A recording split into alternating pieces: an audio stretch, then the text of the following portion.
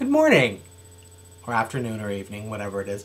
Daniel Marks here, or Danny, or Dan, or Mr. Marks. It really doesn't matter. That's not my real name. I have to tell you, I have a confession. After I finish my coffee. I have a new obsession, and it is watching YouTube videos of book hauls or in my mailboxes. It appears to be some sort of a young adult trend, and I had never heard of it before. I mean, I've seen people like making lists of what they're reading and things like that in just written blogs, but in terms of YouTube, it seems to be everywhere, and I've been following like lots of them. Not really commenting, just just kind of lurking and being creepy and all that. So I decided to do one on my own. And last week's was book related, so this week's definitely going to be book related, but with the added twist that I've completely decided, I'm insane. I basically is what I'm telling you. So I got some books here, and the first one is one that I swiped from my mom. So it's not entirely a book haul like I went out to the store and bought it, because a lot of them say Borders book haul or Barnes & Noble book haul, whatever. This one is A Bad Day for Sorry by Sophie Littlefield, which has an awesome cover and is about this woman that helps other women get revenge on their cheating, abusive husbands, boyfriends, things like that. And sounds really awesome. So, and I met the author, and she sent a copy to my mom, who's an avid reader. She's crazy avid reader.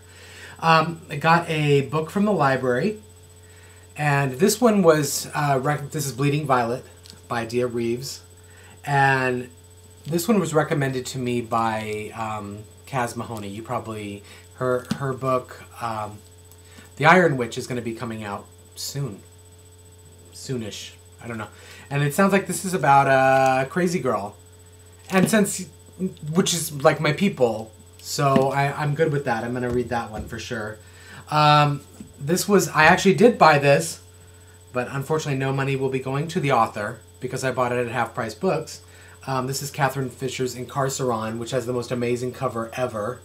And one of the funny things that I do with books is that it's a hardback, and this one does not look red. So it did not get through, even though I've heard amazing things about it. I'll probably go to the library and check it out because I don't read my hardbacks. I just collect them, which is insane. All right. Okay, and then I went to the Barnes & Noble clearance sale, and I picked up Special Topics in Calamity Physics by Marisha Pessl. And this is probably, I've never reread a book, but this is going to be the one book that I reread. It is, it's about a girl who is forced to go to a private boarding school or a private school in, some mountains out in nowhere, like North Carolina or somewhere, like the, something, I don't know, I can't remember where it was. It's been a while. I do need to reread it. But each chapter is modeled after a famous work of literature. Like this is the Mysterious Affair at Styles. So that chapter has an Agatha Christie feel. She does the whole thing that way. Like another one here. Let's see. Howl and Other Poems, Allen Ginsberg. Laughter in the Dark. I have no idea who that is. That's wrong. I should know that. But anyway, famous works of literature. Each chapter is named after them, and each chapter actually kind of follows their story while including the main storyline. So it's actually really brilliant. The last book that I got actually in my mailbox was Kiss Me Deadly. Trisha sent this to me. I guess it took them a while to get the books to her. So, and then of course they sent them from London or wherever. I'm not sure. And there's my story, Vermilion by Daniel Marks. That's me. So, and I hope people like that. But I'm going to give a read to all the other stories. I'm excited, particularly to read Carrie Ryan's Hair Moon because I love her zombie series. So those are my got to read. I have to read those still. And here's what I'm reading now. And I read a lot at the same time, and I think I told you that last time. But in the car, it's Monsters of Templeton by Lauren Groff. And this book kind of flew under the radar for me. I for some reason, I thought it was like a... I thought it was a paranormal, but then it was always shelved in literary. And now that I'm reading it or listening to it in the car, it's definitely very literary. But there's a, it just starts that this monster floats to the surface. It's a lake monster, like the Loch Ness monster, floats to the surface dead in this lake, and it just everyone becomes aware that it's true. And it has a lot of historical stuff about Templeton and this author that is famous for whatever, I can't remember. It's really good. It's very well written, and I'm enjoying it. I'm still reading. I'll do the two that I'm still reading right now. Prophecy of the Sisters by Michelle Zink, and I'm enjoying it. I really like it. It has a sort of an old-timey tone to it, and there's this creepiness factor that's kind of rolling through it. So I'll keep reading it. In fact, I'm going to read it right after I start loading this. And I am still reading The Walking Dead book 2. That's my night book, and so I don't get much read at a time because I usually fall asleep after a few pages. So I'll probably be reading that for a couple months or until the library comes with the library police and takes it back. But this one is really exciting right here. This is Chuck Palahniuk's Lullaby. You can see that right here. Yeah, and I'm infatuated with this story.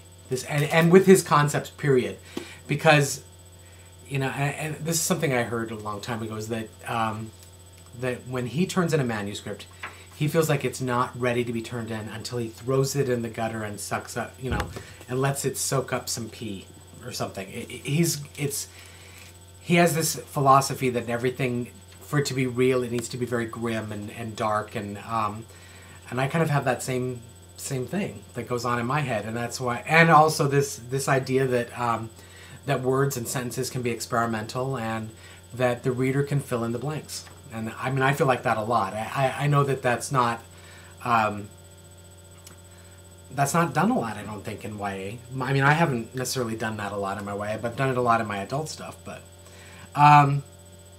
anyway, this is what is exciting about this to me, is that it starts off with a real estate agent. The basic premise is there is a book that is in libraries all across the world that has a poem in it, and it's an African child lullaby poem that when it's spoken aloud, it kills whoever listens to it. And so the lullaby is actually is like an assassination thing. But the guy, the protagonist, teams up with a real estate agent who sells distressed houses, and apparently distressed in the real estate business means they're haunted or they've had some sort of violent death happen there.